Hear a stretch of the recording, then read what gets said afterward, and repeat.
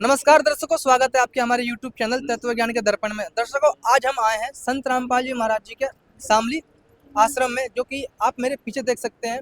इधर सतलोक आश्रम, वेदखेड़ी सतलोक आश्रम शामली का ये मेन गेट है। आज हम यहाँ पर आए हैं संत रामपाल जी महाराज जी के दिव्य धर्म यज्ञ में। आप आपको यहाँ पर दिखाएंगे कि यहाँ पर क्या क्या फैसिलिटी है भक्तों के लिए और क्या क्या यहाँ पर किस उपलक्ष्य में मनाया जा रहा है। आपको लेके चलेंगे आश्रम के अंदर। दर्शकों, आप मेरे पीछे देख सकते हैं, यहाँ पर भक्तों की लाइन लगी पड़ी है। इधर से भक्त आ रहे हैं और आश्रम की तरफ बढ़ रहे हैं। मैं आपको लेके चलता हूँ आश्रम के पंडाल साइड। आपको उधर दिखाऊंगा क्या क्या यहाँ पर नज़ारा है और यहाँ पे क्या क्या सुविधा है। बने रहिएगा वीडियो में। आपको दिखाते हैं, यहाँ पर बहुत सारी प्रदर्शनी भी लगाई गई है संत रामपाल जी महाराज जी द्वारा। दर्शकों, इस प्रदर्शनी में मेरे साथ दो छोटी बच्ची जुड़ चुकी हैं। इनसे जानते हैं इस प्रदर्शनी का जो ये मनाया जा रहा है, इस किस उपलक्ष्य में मनाया जा रहा है। क्या नाम है आपका? जी, मेरा नाम महक दासी है। ये जो प्रदर्शनी मनाया जा रहा है, ये किसके उपलक्ष्य में मनाया जा रहा है और क्यों मनाया जा रहा है? जी देखिए, जब 600 साल पहले जब संत कबीर साहब जी थे, उस वक्त एक बादशाह सिकंदर लोधी था। उन्होंने कबीर साहब के ऊपर झूठी चिट्ठी लिखवा दी गई थी। जब से ही उन्होंने जब अपना एक लीला करी कबीर साहब ने, जब से ही 512वां दिव्य धर्म यज्ञ दिवस बनाया जा रहा है। और आज 4 नवंबर 2025 को दिव्य धर्म यज्ञ दिवस बनाया जा रहा है। और इस वक्त हम आध्यात्मिक प्रदर्शन में हैं। यहाँ पे जो भी इतने लोग आते हैं, हमारे संत रामपाल जी महाराज जी के श्रद्धालु, वो सब इस आध्यात्मिक प्रदर्शनी में आते हैं, समझते हैं, फिर संत रामपाल जी महाराज से नाम दीक्षा लेते हैं। आप इस प्रदर्शनी के बारे में कुछ बताना चाहोगे? जो पीछे कटआउट लगा हुआ है, ये क्या दर्शाता है? देखिए, यहाँ पे ये जो 600 वर्ष पहले जो घटना हुई थी, ये आध्यात्मिक प्रदर्शनी उसी के अकॉर्डिंग लगाई गई है, जिससे आम आदमी समझ सके कि उस समय पे जो है क्या हुआ था और क्या नहीं हुआ था। तो यहाँ पे आप देख सकते हैं कि जो सिकंदर लोधी है, उसने झूठी चिट्ठियाँ लिखवा दी थी और फिर परमेश्वर कबीर साहिब जी सतलोक जाकर अपना एक अलग रूप बनाकर, जिसमें उन्होंने अपना नाम केशव रखा था, वो और सतलोक की ही आत्माएं जो बैल बनकर यहाँ पे आई थी, और वहां से ही सतलोक से ही पूरा भोजन सामग्री सब कुछ आया था। और यहाँ पे 3 दिवसीय अखंड भंडारा हुआ था, मतलब कि बहुत विशाल भंडारा किया था कबीर परमेश्वर ने। तो वही हम सेलिब्रेट करते आ रहे हैं और आज दिव्य धर्म यज्ञ का 512वां दिवस है। दर्शकों, मेरे पीछे एक अन्नपूर्णा मुहिम की जो आप देख सकते हो, उधर लोगो लगा हुआ है और ये बच्चियां बताएंगी इस अन्नपूर्णा मुहिम के बारे में थोड़ा आपको। अच्छा, ये बताओ, जो अन्नपूर्णा मुहिम है, इसका क्या उद्देश्य है?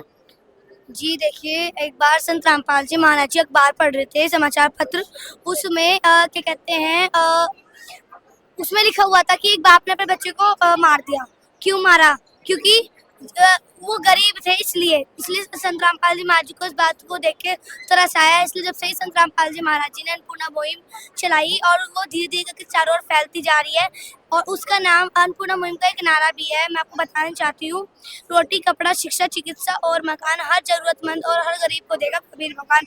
हमारे कबीर भगवान जी पिता के रूप में ये अपने बच्चों की सेवा कर रहे हैं, उन्हें पाल रहे हैं।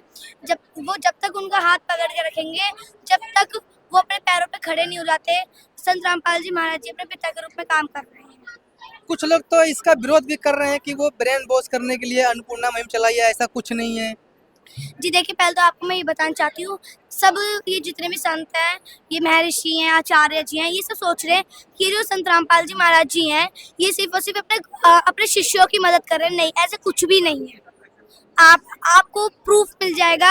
अन्नपूर्णा मुहिम आप अपने YouTube पर सर्च भी कर लेना, उसमें आपको अच्छी तरह से बता दिया जाएगा। वो जगत है, हमारे गुरुजी के शिष्य नहीं है, उनकी भी मदद कर रहे हैं गुरुजी। एक गरीब परिवार, उनका घर जल चुका था, सिर्फ और सिर्फ बच्चे ही बच्चे रह गए थे। एक बड़ा भाई था, वो कमाने कितना कमा सकता है। संत रामपाल जी महाराज जी को जब पता लगा, उनके शिष्य जी पहुंचे और मदद करी उनकी। जैसे कि हमने प्रदर्शनी में पीछे देखा था कि वहाँ पर कुछ प्रदर्शनी दिखाई गई थी कि एक तरफ डूबा हुआ गांव था, दूसरी तरफ बिल्कुल स्वच्छ और सही गांव था। उसमें संत रामपाल जी महाराज जी का क्या योगदान है? देखिए, उसमें संत रामपाल जी महाराज का बहुत ही महत्वपूर्ण योगदान है, क्योंकि वो गांव पूरी तरह से बाढ़ में डूब चुका था। वहाँ पे पूरे हॉस्पिटल्स, घर, जो भी मतलब जितने भी वहाँ पे घर थे, वो सारे डूब चुके थे पानी में, और उनकी हेल्प करने वाला कोई भी नहीं था। सरकार से उन्होंने बहुत अर्जी लगाई, पर उन्हें कोई सहायता आती हुई नहीं दिखी, तो संत रामपाल जी महाराज से उन्होंने कांटेक्ट किया। तो संत रामपाल जी महाराज को जैसे ये पता लगा कि मेरे बच्चे ऐसे डूब रहे हैं, वहाँ पे पानी भर गया है, तो संत रामपाल जी महाराज ने वहाँ पे इतने ट्रक भर के पाइप्स भिजवाए और मोटर्स भिजवाए, जिससे वो पूरा गांव स्वच्छ तरह से बिल्कुल अच्छा हो गया है अब, और उसकी हालत अब बहुत अच्छी है, पहले से उसकी कंडीशन बहुत ही अच्छी है। और तो और हमारे संत रामपाल जी महाराज ने ये तक बोला है कि जब तक उस गांव में फसल पैदा नहीं होती, अनाज पैदा नहीं होता, तब तक हमारे संत रामपाल जी महाराज उस गांव की सहायता करेंगे, हेल्प करेंगे। मतलब एक तरह से कहना है कि संत रामपाल जी महाराज ने उस गांव को गोद ले लिया है। जब तक उस गांव में अच्छे से परिवार फसलें नहीं आ जाती है, खुशहाली नहीं आ जाती है, तब तक संत रामपाल जी महाराज जी उस गांव की मदद करेंगे।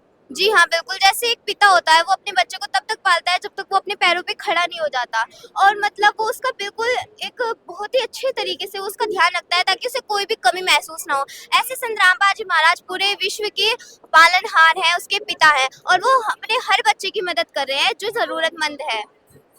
अच्छा, जैसे आप लोग इतने सी उम्र में आध्यात्मिक तरफ आपका कैसा झुकाव बना? देखिए, हमने संत रामपाल जी महाराज के सत्संग सुने हैं। हमारे संत रामपाल जी महाराज जी बताते हैं कि पहली बात तो भक्ति करने की कोई उम्र नहीं होती है, क्योंकि कोई भरोसा नहीं है कि कब किसकी मृत्यु हो जाए। अभी मैं बोल रही हूँ, 2 सेकंड बाद मैं बोलने लायक ना रहूं, मेरी मृत्यु हो जाए, तो हम क्या करेंगे? क्योंकि ये काल का लोक है और यहाँ से हमें मोक्ष प्राप्त करने के लिए ये मनुष्य जीवन मिला है, इसे हमें बिल्कुल भी वेस्ट नहीं करना चाहिए। हमारे संत रामपाल जी महाराज ने हमें शास्त्रों के अकॉर्डिंग भक्ति बताई है, वो हमें करके पार होना है, सतलोक जाना है। इस बच्ची ने अपने बयान से इतना तगड़ा आप लोग को मैसेज दिया है कि भक्ति करने की कोई आयु नहीं होती है। कई लोग सोच के बैठे होते हैं कि किया जाता है बुढ़ापे में, पर इसने बहुत तगड़ा उदाहरण दिया है कि जिंदगी का कोई भरोसा नहीं है, आज हम हैं कल नहीं है, इसलिए भक्ति करने की कोई आयु नहीं होती है।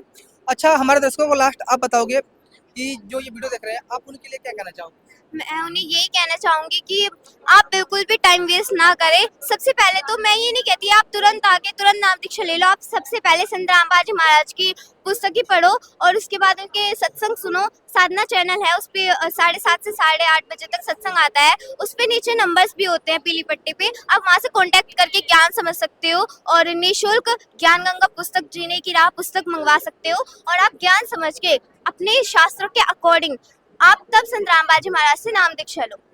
ठीक है, धन्यवाद। सत साहिब।